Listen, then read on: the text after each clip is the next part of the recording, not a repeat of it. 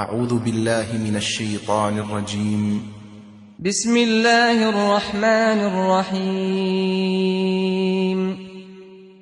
الحمد لله الذي أنزل على عبده الكتاب ولم يجعل له عوجا قيما لينذر بأسا شديدا من لدنه ويبشر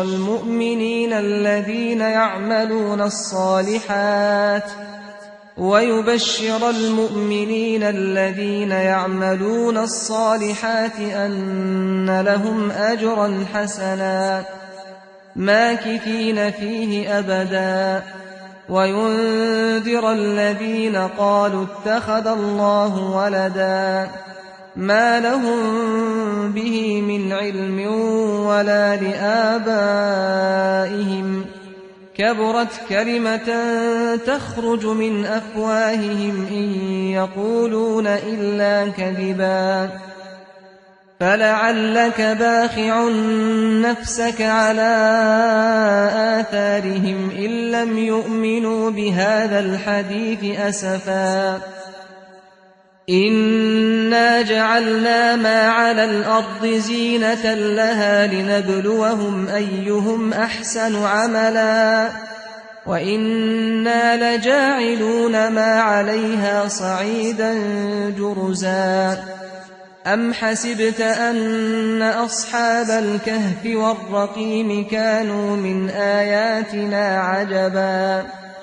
إذ أوى الفتية إلى الكهف فقالوا ربنا آتنا من لدنك رحمة وهيئ لنا من أمرنا رشدا فضربنا على آذانهم في الكهف سنين عددا ثم بعثناهم لنعلم أي الحزبين أحصى لما لبثوا أمدا نحن نقص عليك نبأهم بالحق إنهم فتية آمنوا بربهم وزدناهم هدى وربطنا على قلوبهم إذ قاموا فقالوا ربنا رب السماوات والأرض لن ندعو من دونه إلها لقد قلنا إذا شططا هؤلاء قومنا اتخذوا من دونه آلهة لولا يأتون عليهم بسلطان بين فمن أظلم ممن افترى على الله كذبا وإذ اعتزلتموهم وما يعبدون إلا الله فأووا إلى الكهف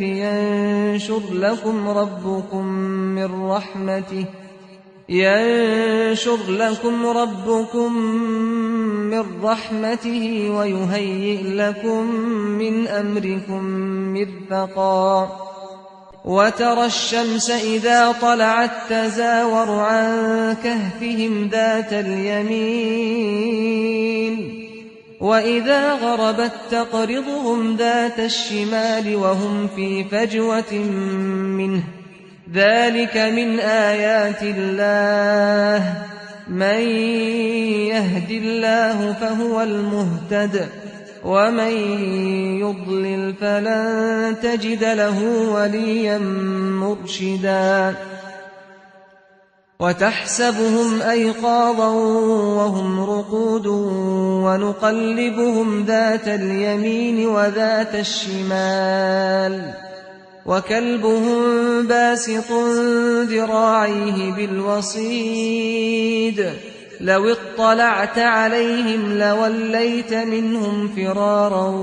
ولملئت منهم رعبا وكذلك بعثناهم ليتساءلوا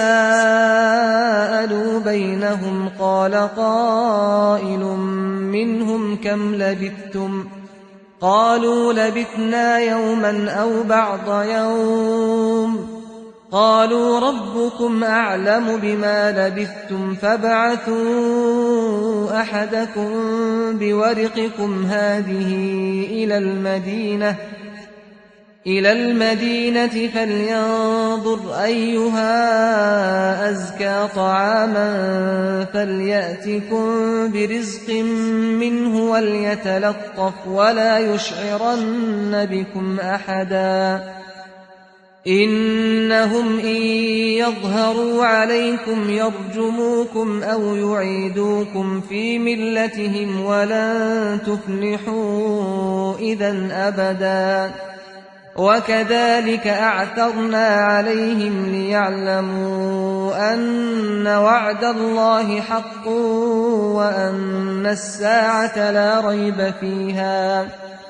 وأن الساعة لا ريب فيها إذ يتنازعون بينهم أمرهم فقالوا ابنوا عليهم بنيانا ربهم أعلم بهم قال الذين غلبوا على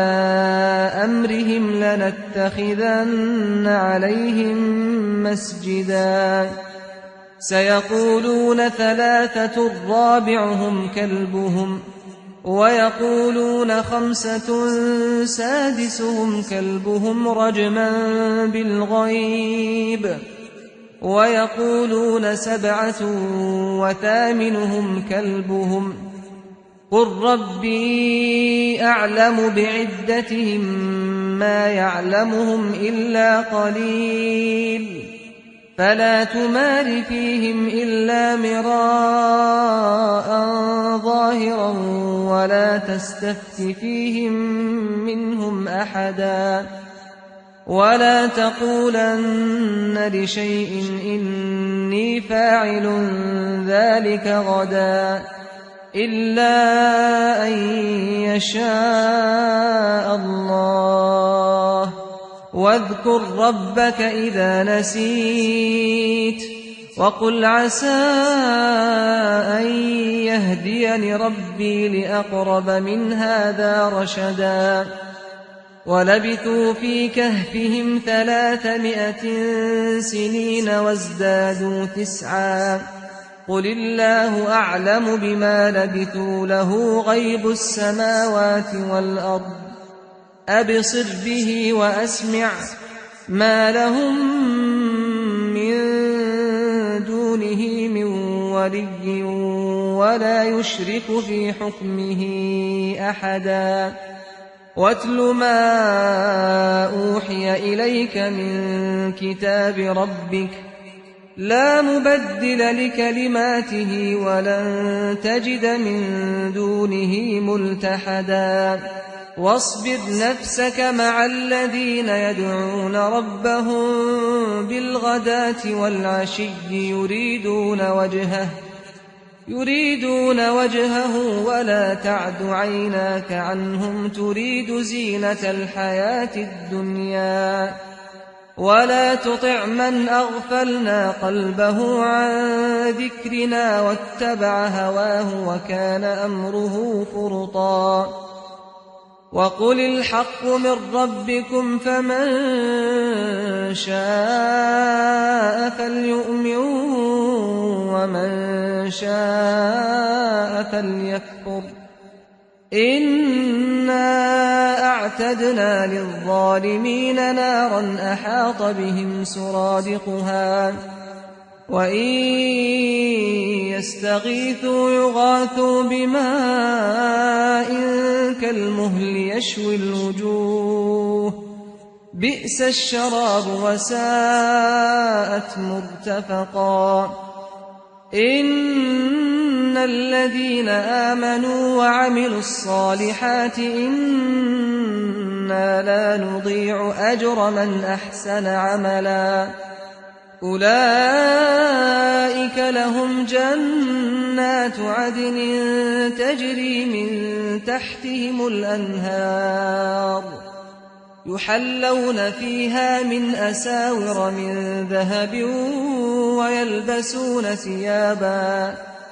ويلبسون ثيابا خضرا من سندس واستبرق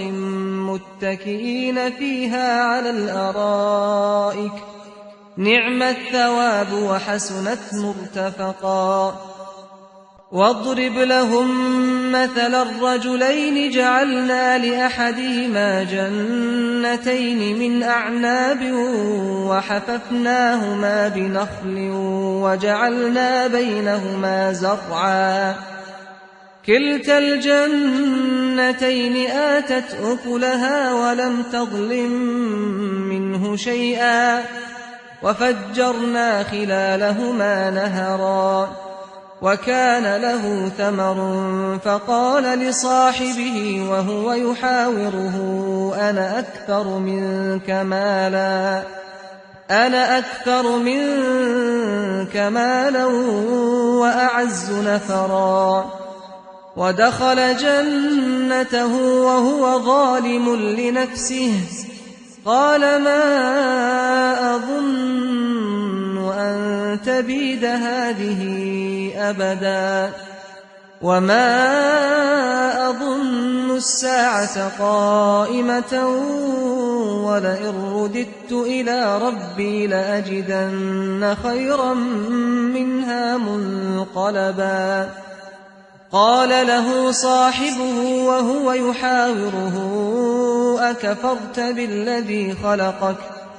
أكفرت بالذي خلقك من تراب ثم من نطفة ثم سواك رجلا لكن هو الله ربي ولا أشرك بربي أحدا ولولا إذ دخلت جنتك قلت ما شاء الله لا قوة إلا بالله إن ترني أنا أقل منك مالا وولدا فعسى ربي أن يؤتيني خيرا من جنتك ويرسل عليها حسبانا من السماء فتصبح صعيدا زلقا أو يصبح ماؤها غورا فلن تستطيع له طلبا وأحيط بثمره فأصبح يقلب كفيه على ما أنفق فيها وهي خاوية على عروشها ويقول يا ليتني لم أشرك بربي أحدا ولم تكن له فئة ينصرونه من دون الله وما كان منتصرا هنالك الولاية لله الحق هو خير ثوابا وخير عقبا واضرب لهم مثل الحياة الدنيا كماء أنزلناه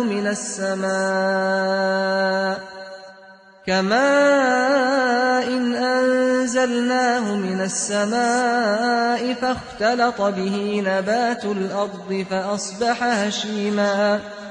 فأصبح هشيما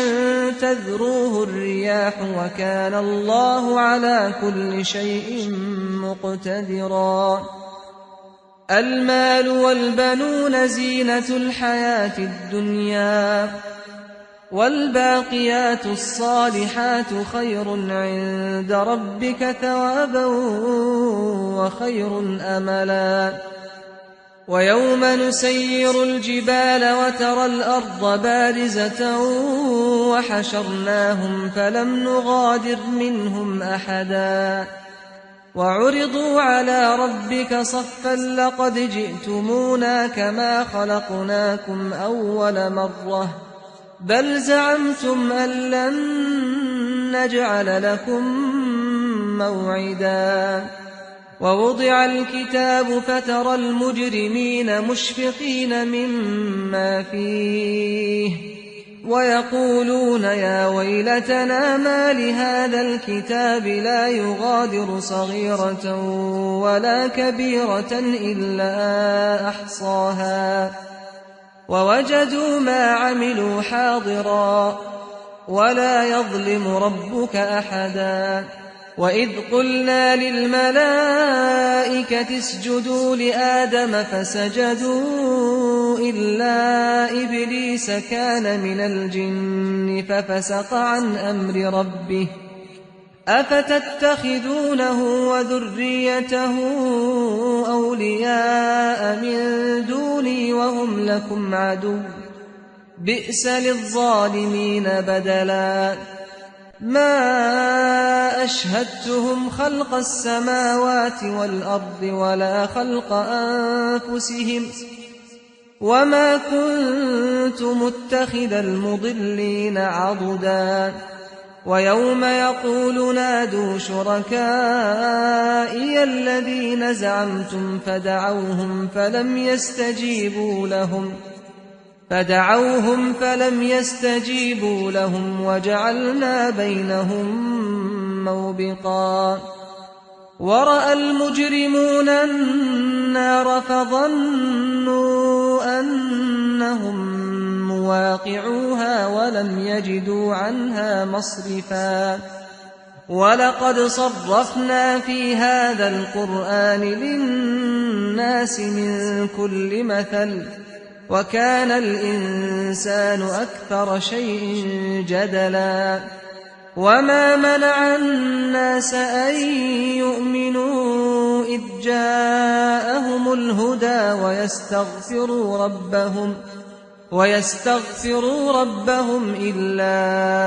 أن تأتيهم سنة الأولين أو يأتيهم العذاب قبلا وما نرسل المرسلين إلا مبشرين ومنذرين ويجادل الذين كفروا بالباطل ليدحضوا به الحق واتخذوا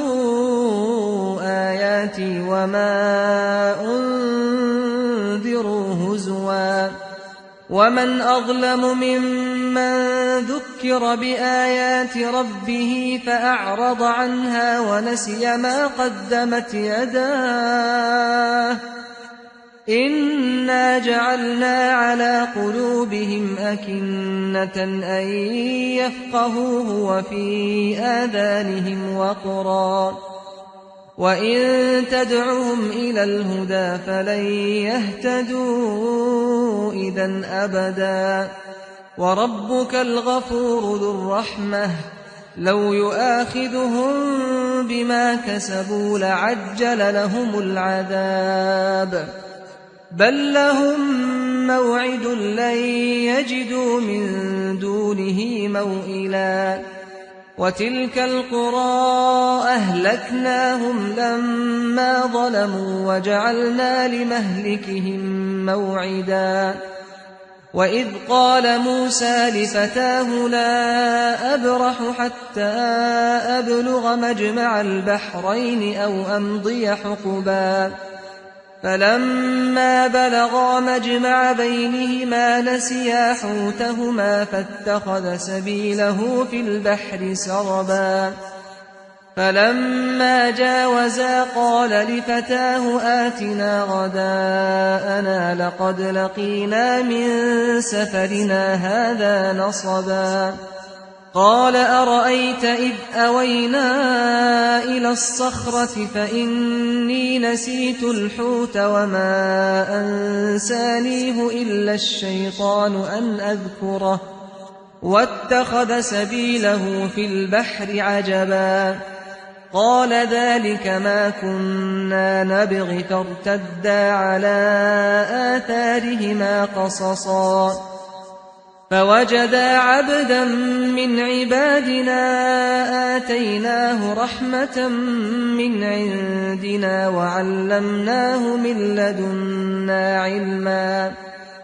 قال له موسى هل أتبعك على أن تعلمني مما علمت رشدا قال إنك لن تستطيع معي صبرا وكيف تصبر على ما لم تحط به خبرا قال ستجدني إن شاء الله صابرا ولا أعصي لك أمرا قال فإن اتبعتني فلا تسألني عن شيء حتى أحدث لك منه ذكرا فانطلقا حتى إذا ركبا في السفينة خرقها قال أخرقتها لتغرق أهلها لقد جئت شيئا إمرا قال ألم أقل إنك لن تستطيع معي صبرا قال لا تؤاخذني بما نسيت ولا ترهقني من أمري عسرا فانطلقا حتى إذا لقيا غلاما فقتله قال أقتلت نفسا زكية بغير نفس لقد جئت شيئا نكرا قال ألم أقل لك إنك لن تستطيع معي صبرا قال إن سألتك عن شيء بعدها فلا تصاحبني قد بلغت من لدني عذرا فانطلقا حتى إذا أتيا أهل قرية استطعما أهلها فأبوا أن يضيفوهما فوجدا فيها جدارا يريد أن ينقض فأقامه قال لو شئت لاتخذت عليه أجرا قال هذا فراق بيني وبينك سأنبئك بتأويل ما لم تستطع عليه صبرا أما السفينة فكانت لمساكين يعملون في البحر فأردت أن أعيبها وكان وراءهم ملك يأخذ كل سفينة غصبا وأما الغلام فكان أبواه مؤمنين فخشينا أن يرهقهما طغيانا وكفرا فأردنا أن يبدلهما ربهما خيرا منه زكاة وأقرب رحما وأما الجدار فكان لغلامين يتيمين في المدينة وكان تحته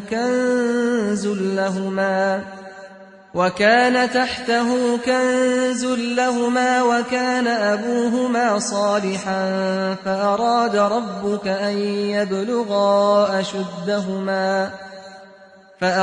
ربك أن يبلغا أشدهما ويستخرجا كنزهما رحمة من ربك وما فعلته عن أمري ذلك تأويل ما لم تستع عليه صبرا ويسألونك عن ذي القرنين قل سأتلو عليكم منه ذكرا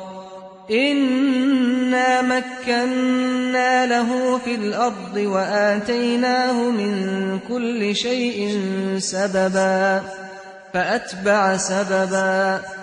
حتى إذا بلغ مغرب الشمس وجدها تغرب في عين حمئة ووجد عندها قوما قلنا يا ذا القرنين إما أن تعذب وإما أن تتخذ فيهم حسنا قال أما من ظلم فسوف نعذبه ثم يرد إلى ربه فيعذبه عذابا نكرا وأما من آمن وعمل صالحا فله جزاء الحسنى وسنقول له من أمرنا يسرا ثم أتبع سببا حتى إذا بلغ مطلع الشمس وجدها تطلع على قوم لم نجعل لهم من دونها سترا كذلك وقد أحطنا بما لديه خبرا ثم أتبع سببا حتى إذا بلغ بين السدين وجد من دونهما قوما لا يكادون يفقهون قولا قالوا يا ذا القرنين إن يأجوج ومأجوج مفسدون في الأرض فهل نجعل لك خرجا على أن تجعل بيننا وبينهم سدا قال ما مكني فيه ربي خير فأعينوني بقوة أجعل بينكم وبينهم ردما آتوني زبر الحديد حتى إذا ساوى بين الصدفين قال انفخوا حتى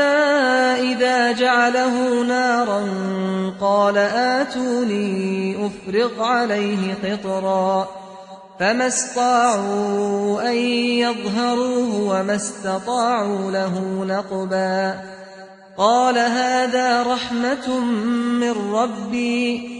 فإذا جاء وعد ربي جعله دكاء وكان وعد ربي حقا وتركنا بعضهم يومئذ يموج في بعض ونفخ في الصور فجمعناهم جمعا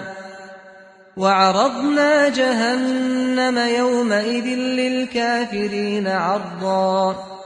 الذين كانت أعينهم في غطاء عن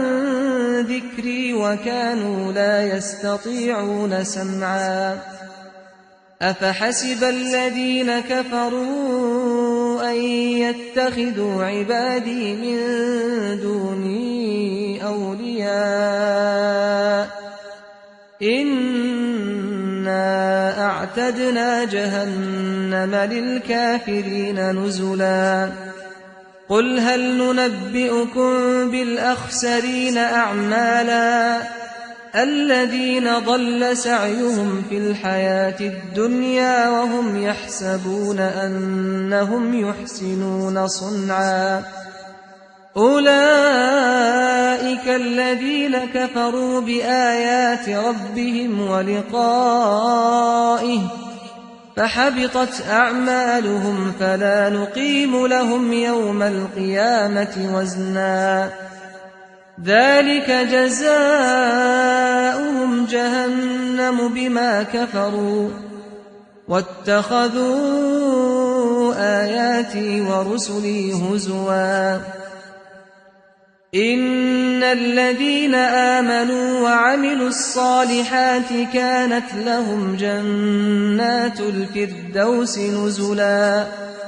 خالدين فيها لا يبغون عنها حولا قل لو كان البحر مدادا لكلمات ربي لنفد البحر قبل أن تنفد كلمات ربي ولو جئنا بمثله مددا قل إنما أنا بشر مثلكم يوحى إلي أنما إلهكم إله واحد فمن